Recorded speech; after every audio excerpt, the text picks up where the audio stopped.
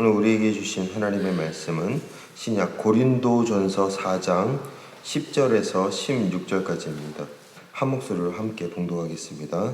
우리는 그리스도 때문에 어리석으나 너희는 그리스도 안에서 지혜롭고, 우리는 약하나 너희는 강하고, 너희는 존귀하나 우리는 비천하여 바로 이 시각까지 우리가 줄이고 목마르며 헐벗고 매맞으며 정처가 없고 또 수고하여 친히 손으로 일을 하며 모욕을 당한즉 축복하고 박해를 받은즉 참고 비방을 받은즉 권면하니, 우리가 지금까지 세상의 더러운 것과 만물의 찌꺼기 같이 되었도다.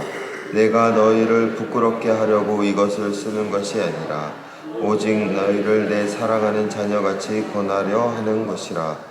그리스도 안에서 1만 스승이 있으되 아버지는 많지 아니하니, 그리스도 예수 안에서 내가 복음으로써 너희를 낳았음이라. 그러므로 내가 너희에게 권하노니 너희는 나를 본받는 자가 되라. 아멘.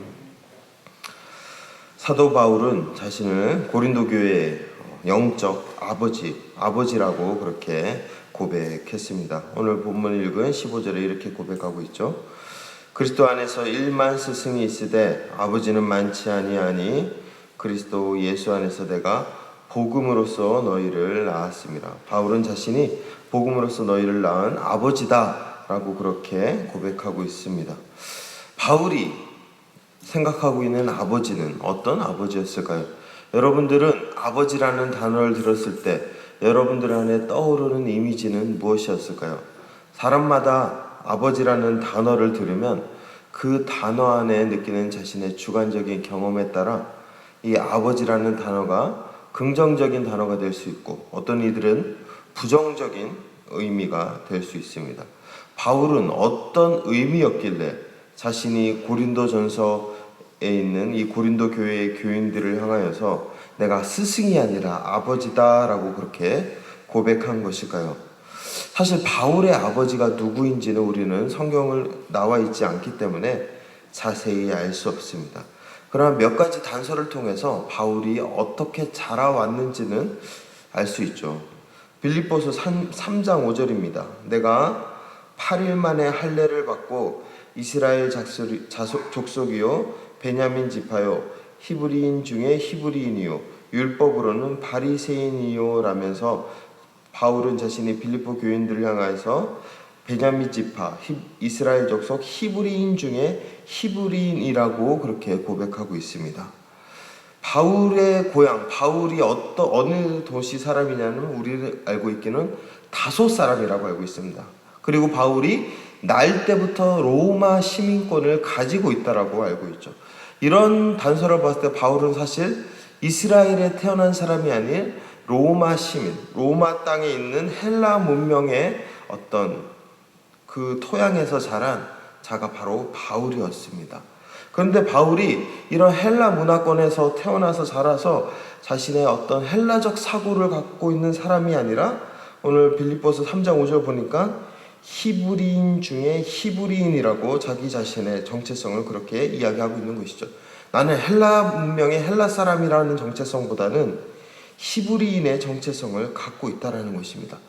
바울이 어떻게 로마의 땅에서 헬라 문화 속에서 자랐음에도 불구하고 자기 자신을 히브리인의 정체성으로서 그렇게 고백했던 것일까요? 그 이유는 바로 바울의 아버지 때문이었습니다. 유대인들에게 아버지는 어떤 존재였을까요? 사실 유대인들에게 아버지는 그냥 나를 낳은 존재, 나를 길러준 존재, 그 이미 이상의 존재였습니다. 아버지는 과거의 조상이 지켜온 삶과 현재의 자녀들이 헤쳐나가야 할 삶을 연결해주는 고리라고 할 수 있습니다. 그렇기 때문에 이 아버지들은 과거의 아브라함 때부터 전수되었던 하나님의 말씀, 하나님의 뜻을 그 자신의 자식들에게 온전히 전해줘야 될 책임이 있었다라는 것입니다. 그래서 이 아버지들은 그 자식들이 태어나면 1대1로 토라와 탈무드를 가르칩니다. 5살 때 탈무드를 가르치고, 또 자식이 5살 때 성경을 가르치고 또 10살 때 미시나를 가르치고 13세 때 계명 613가지의 토라를 가르칩니다. 그리고 15살 때 그렇게 연구를 시작해서 죽을 때까지 함께 그 공부를 같이 감당한다고 합니다. 그러니까 5살 때 탈무드, 10살 때 미시나, 13살 때 토라를 가르친다라고 하는 것이죠.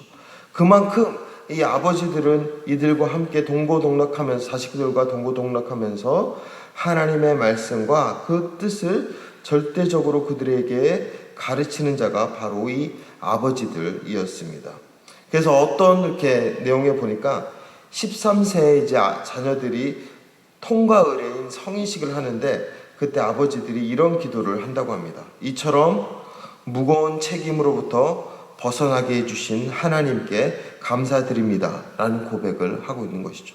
이처럼 아버지들은 그냥 자식을 낳고 기르는 것에 그 끝을 맺는 것이 아니라 하나님의 대리인으로서 자식들에게 하나님의 그 온전한 말씀, 하나님의 그 온전한 형상과 성품을 그대로 전달해야 되는 책임이 아버지들에게 있었던 것이었죠.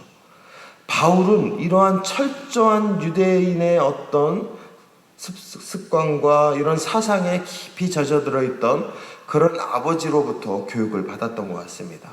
그렇기 때문에 헬라 문화권에서 태어나고 자랐지만 나는 헬라인이 아니라 히브리인이라는 그런 고백을 했었던 것만큼 바울 안에서는 아버지를 통해서 철저하게 말씀을 듣고 말씀을 배웠고 또한 그 말씀을 알았던 것 같습니다.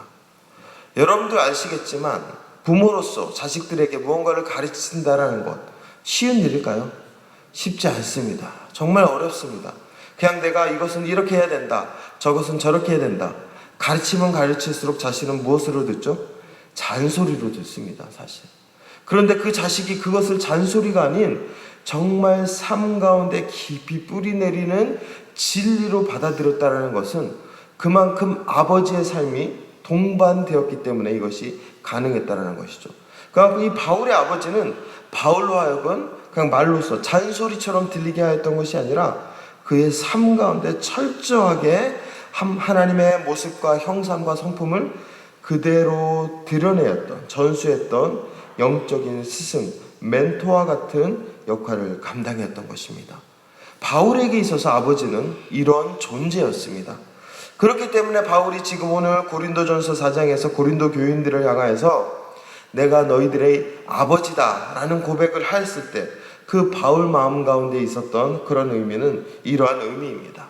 내가 나의 아버지를 통하여서 하나님의 말씀을 깊이 깨닫고 그 말씀이 어떠한 것인지 삶 가운데 본을 보였던 것들을 경험하였듯이 나도 너희들에게 이 그리스도의 복음을 온전히 전하고 그것을 전하는 것뿐만 아니라 그들의 삶 가운데서 어떻게 살아내는 것이 진정한 삶인지를 온전히 드러내 주겠다라는 바울의 고백인 것입니다. 그렇다면 바울이 정말 그렇게 살았을까요? 바울은 그렇게 정말 살았습니다. 오늘 본문 16절에 보니까 그러므로 내가 너희를 권하노니 너희는 나를 본받는 자가 되라 라고 그렇게 고백하고 있습니다. 여기 계신 성도님들은 누군가에게 나를 본받는 자가 되십시오 라고 말할 수 있습니까? 사실 저조차도 이런 말을 한다는 것이 정말 쉽지 않습니다. 어려운 말이죠. 근데 바울은 이런 말을 기꺼이 할 수 있는 자가 되었습니다. 어떻게 그러냐면 10절부터 13절에 나온 그 바울의 고백 때문에 그렇습니다. 바울은 10절부터 13절까지 자신이 복음을 위해서 수고하고 복음을 위해서 애썼던 그 수많은 삶의 여정들을 그렇게 고백하고 있습니다.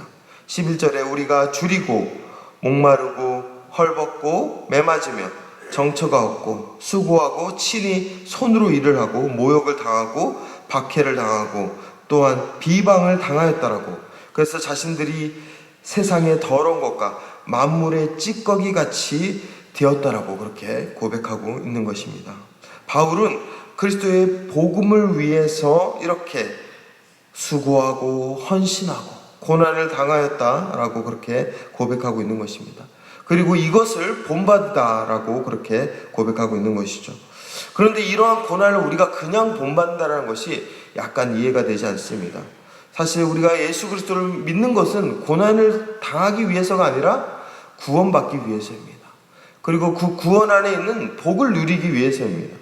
그런데 오늘 말씀에서는 우리에게 그 구원의 복을 누리라는 것이 아니라 내가 이렇게 고통당하고 고난당했듯이 너희들도 그런 삶을 본받으라 라고 이야기하고 있는 것이죠. 그 이유가 있습니다. 이 고린도 교회 안에 심각한 문제가 하나 있었죠. 그 문제가 무엇이냐면은 함께 읽진 않았지만 고린도전서 4장 8절에 이런 고백이 있죠. 너희가 이미 배부르며 이미 풍성하며 우리 없이도 왕이 되었도다. 이 말이 무슨 말일까요? 고린도 교인들이 구원받았으니까 그 베드로전서에 나와 있던 왕 같은 제사장으로서 왕 노릇하고 있구나, 이런 고백이 아니라 그들이 뭔가 교만한 모습, 그들의 잘못된 신앙의 행태를 꼬집는 바울의 그런 어떤 질책입니다. 그렇다면 바울이 어떤 이들이 살았길래 이러한 질책을 하고 있었던 것이었을까요? 이들은 구원을 받았습니다. 그리고 하나님 안에 다양한 은사를 받았습니다. 고린도전서 12장에 보니까 방언도 받았고 병 고침의 은사도 받았고 지식과 지혜의 은사, 예언의 은사, 수많은 은사를 다 받았습니다.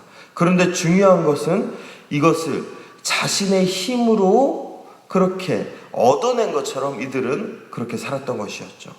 그래서 이들은 그 하나님께서 주신 구원, 하나님께서 주신 성령의 은사들을 마음대로 남용했습니다. 그리고 그 자기 생각대로, 뜻대로 그렇게 마치 방종하면서 그러한 구원의 은혜와 은사들을 사용했던 것이었죠. 그래서 고린도전서 5장에 보면 이들이 음행을 하는데 세상에서도 행하지 않는 그런 음행의 죄를 저지른 모습들도 나옵니다.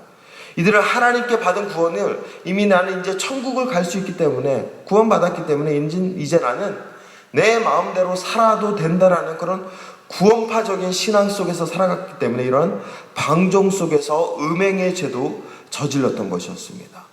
그리고 하나님이 주신 그 은사들, 마치 자신의 힘으로 얻어낸 그런 자신의 어떤 상급인 것 마냥 마음대로 그 은사를 사용하고 남용하고, 또 은사 받지 못한 자들을 천시하고 괄시하고 정죄하는 그러한 잘못된 죄를 저지르는 모습을 보였던 것이었죠. 바울은 이러한 이들의 행태를 꼬집었습니다. 너희들이 받은 그 구원은 너희들이 함부로 살라라고 주신 것이 아니다. 너희들이 받은 그 은사는 너희들 자신의 그 과시용으로 하나님께서 주신 것이 아니다. 그것은 오직 하나님께서 자기 자신을 십자가에 못 박혀 죽으신 그 아들을 통해 이루신 고귀한 구원이다. 그리고 그 구원은 너희들의 힘으로 얻어낸 것이 아니라 오직 하나님께서 아무 공로 없는, 죽을 수밖에 없는 우리를 위해서 주신 것이다. 그렇기 때문에 그 구원을 우리가 함부로 여기기보다는 그 구원의 은혜에 감사하며 그 구원을 위해 날마다 헌신하며 날마다 그 구원을 이루기 위해 수고하는 자가 되어야 된다라는 의미에서 바울은 지금 이러한 이야기를 하고 있는 것이죠. 그렇기 때문에 지금 10절에서 13절까지 나왔던 이 바울의 고난은 그냥 힘들게 살아갔던 바울의 고행이 아니라 하나님이 주신 그 구원에 감사하여 그 구원을 다른 이들에게 흘려보내기 위해, 또한 그 구원을 받았지만 그것이 끝이 아니라 여전히 그리스도의 구원을 이루는 그 구원을 위해서 달려가는 자가 되기 위하여서 수고하는 그런 자처럼 살기 위해서 이러한 고난을 기꺼이 감당하고 있었던 것입니다. 바울이 이 고린도 교회 가운데 이야기했었던 이 모습은 바로 이러한 구원을 이루기 위해 구원을 감사하여 그 구원의 은혜에 감격하여 살아가는 자처럼 살아가라 라는 것입니다.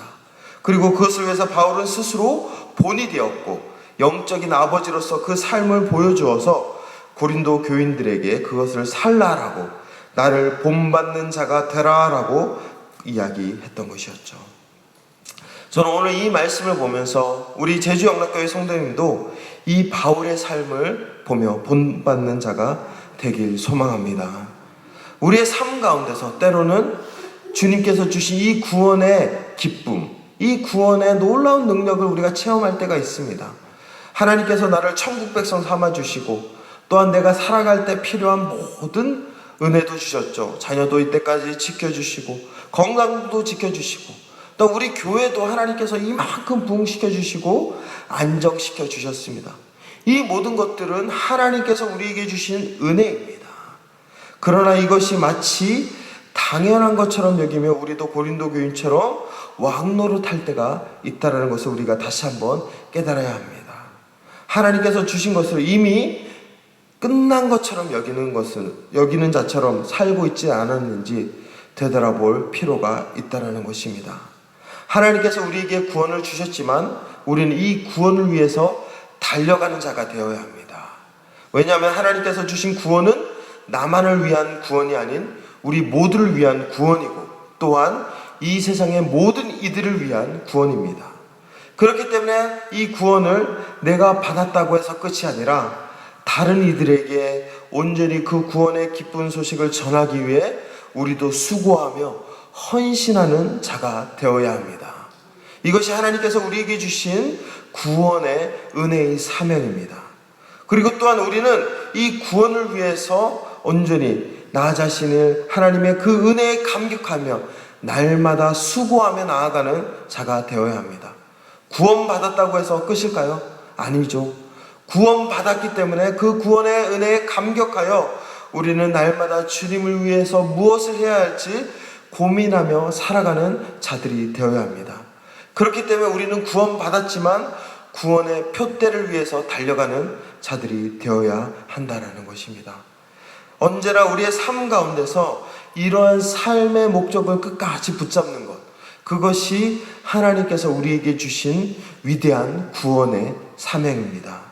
바라기는 오늘 하루가 이 구원의 사명을 이루기 위해 나아가는 자들이 되길 소망합니다. 주님께서 주신 이 구원의 기쁨을 위해서, 감격을 위해서 날마다 하나님 앞에 감사하며 주님, 당신께서는 나를 위해 그 몸 바쳐 죽으셨는데 나는 그 은혜에 감사하여 무엇을 해야 합니까? 주님 앞에 어떠한 헌신의 삶을 살아야 합니까? 그것을 날마다 고민하며 살아가는 자들이 되길 소망합니다.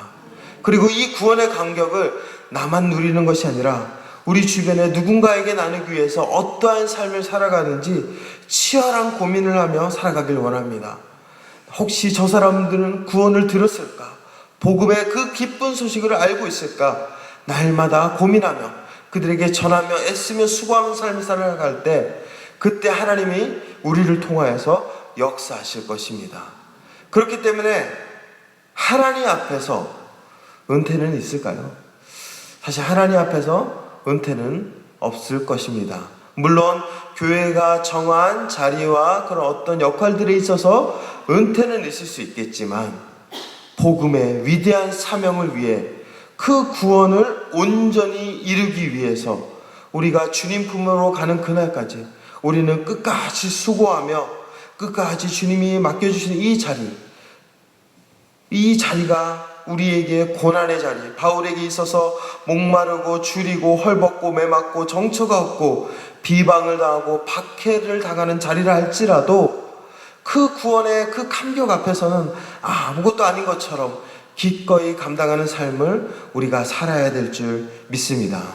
오늘 하루가 그렇게 주님의 은혜로 살아가서 하나님의 구원의 그 감격을 온전히 이루는 우리 모든 성도님들 되길 주님의 이름으로 소망하고 축복합니다. 이 시간 함께 기도하며 나가겠습니다. 주님께서 나를 구원하여 주셨습니다. 그런데 나는 그 구원이 끝인 것 마냥 혹시 게으르게 아니면 방종하며 살아가고 있지는 않습니까? 주님께서 주신 그 구원의 감격에 감사하며 내가 해야 될 것이 무엇인지 날마다 고민하며 그 구원을 이루며 살아가는 자 되게 하여 주시옵소서. 또한 그 구원의 은혜를 위하여서 내가 구원받았듯이 다른 이들도 구원받기 위해 내가 해야 될 일이 무엇입니까? 이번 한 주간 동안 내가 그 복음의 발걸음을 어디로 가야 합니까? 주님 알려주시고 말씀하여 주시옵소서. 우리 그렇게 함께 구원에 위해서, 오늘 말씀 위해서 통성으로 기도하며 나아가겠습니다. 하나님, 오늘도 우리가 구원의 그 감격에 감사하며 하루를 감당하길 원합니다. 주님이 나를 위해 죽으셨건만 나는 주님을 위해서 무엇을 해야 할까? 그 감격에 젖어 날마다 살아가는 자들 되게 하여 주시옵소서. 혹여나 우리 안에 그 구원의 감격을 잃어버리고 식었다라면 다시금 예수 그리스도의 그 사랑이 무엇인지 깨닫게 하여 주셔서 주님 앞에 오늘 하루를 온전히 내어드리는 우리 귀한 믿음의 권속들 될 수 있도록 주님 도와주시옵소서. 또한 이 구원을 위해서 우리가 복음이 이 땅 가운데 끝까지, 세상 끝까지 전할 수 있도록 달려가는 자들 되길 원합니다. 하나님, 나만 구원받았다라고 끝이 아니라 구원받지 못한 그 불쌍한 영혼들을 기억하며 그들을 위해서 우리가 할 수 있는 것이 무엇인지, 내가 오늘 할 수 있는 것이 무엇인지 고민하며 오늘을 살아갈 수 있도록 주님 도와 주시옵소서. 그래서 우리의 삶 가운데 구원 때문에 오는 고난이 있거나 고통이 있다면 그것으로 인해서 불평하기보다는 오히려 감사하며 주님의 구원의 그 파수꾼으로서, 구원의 복음을 이 땅 가운데 전하는 자로서의 삶을 기꺼이 감당하며 살아갈 수 있도록 주님 함께하여 주시옵소서. 그렇게 우리의 삶 가운데 주님이 주신 이 구원의 표대를 날마다 이루기 위해 살아갈 수 있는 모든 구원의 믿음의 성도님들 될 수 있도록 주님 함께하여 주시옵소서. 오늘 찬양으로 영광 돌린 우리 제2전도의 모든 믿음의 사람들 가운데 하나님께서 이 구원의 사명을 온전히 감당하며 나아갈 수 있도록 주님께서 그들의 삶을 붙잡아 주시고 축복하여 주시옵소서. 감사드리며 예수 그리스도의 이름으로 기도합니다. 이제는 우리 주 예수 그리스도의 크신 은혜와 하나님의 끝없는 사랑하심과 성령님의 교통하심과 인도하심이 날마다 구원의 표대를 위해 달려가며 주님이 주신 그 구원의 사명을 위해 고난도 마다하지 않으며 감당하길 원하는 우리 제주영락교회 모든 성도님들 가운데 이제부터 영원토록 함께 하시기를 간절히 축원하옵나이다. 아멘.